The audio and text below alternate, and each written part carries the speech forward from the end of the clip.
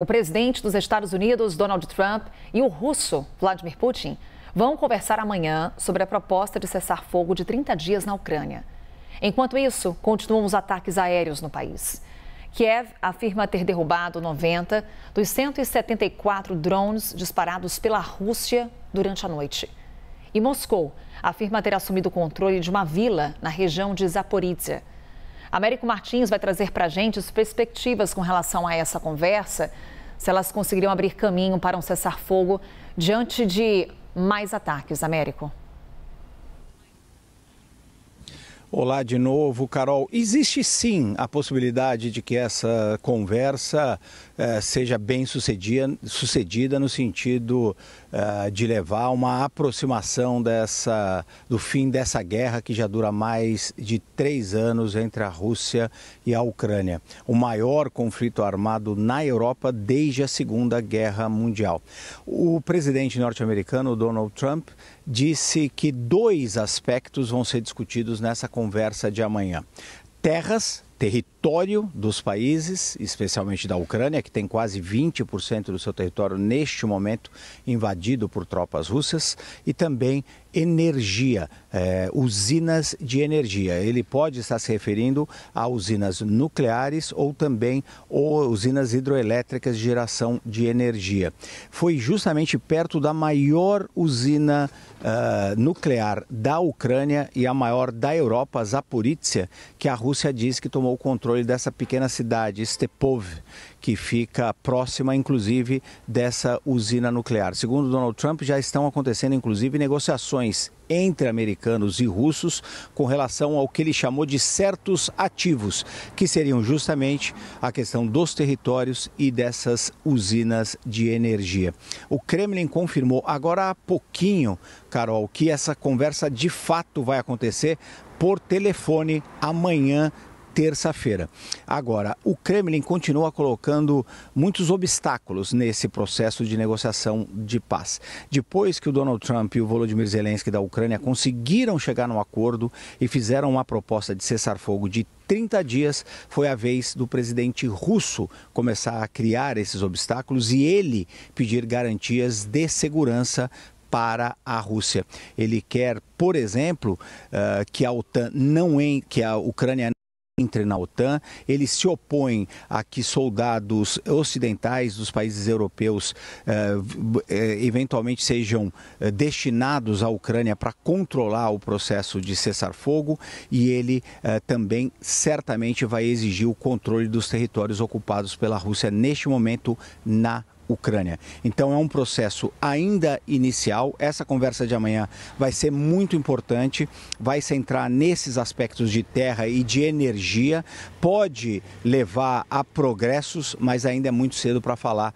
no fim dessa guerra. Como você mesma relatou, Carol, muitos ataques nesta madrugada. Os russos detonaram mais de 190 drones contra a Ucrânia e também dizem que foram atacados no seu próprio território por drones ucranianos. Enquanto isso, as tropas russas também fazem muitos avanços no seu próprio território, praticamente expulsando os ucranianos da região. Muito importante a gente ouvir novamente o que o presidente norte-americano disse à imprensa ontem à noite no avião, a bordo do seu avião, sobre esse encontro com o presidente, essa conversa, telefônica com o presidente russo Vladimir Putin. Vamos ouvir um trechinho do que disse o líder americano. We learned a lot. We're doing pretty well, I think, with Russia. And we'll see if we have something to announce maybe by Tuesday. I'll be speaking to President Putin on Tuesday. And a lot of work's been done over the weekend. We want to see if we can bring that war to an end. Maybe we can, maybe we can't, but I think we have a very good chance. É um olho no campo diplomático, um olho no campo militar, Américo Martins. O presidente da Ucrânia, Volodymyr Zelensky, acusa Vladimir Putin de mentir com relação à situação em Kursk. A gente também entra numa guerra de narrativas.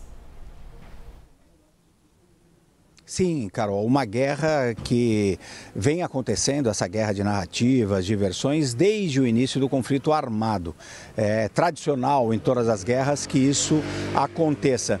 E neste momento nós vamos ver muito mais acusações de lado a lado nesse sentido. Acusações do presidente Zelensky contra o líder russo Vladimir Putin, dizendo que ele não tem o menor interesse na paz. O Vladimir Putin acusando a Ucrânia também de querer extrapolar e continuar atacando as etnias russas dentro da Ucrânia. E isso vai acontecer com maior intensidade agora, Carol, justamente porque a gente se aproxima de possíveis negociações de paz entre os dois lados. Essas negociações que falávamos agora há pouco e que o presidente Donald Trump vai tratar amanhã com o líder russo Vladimir Putin.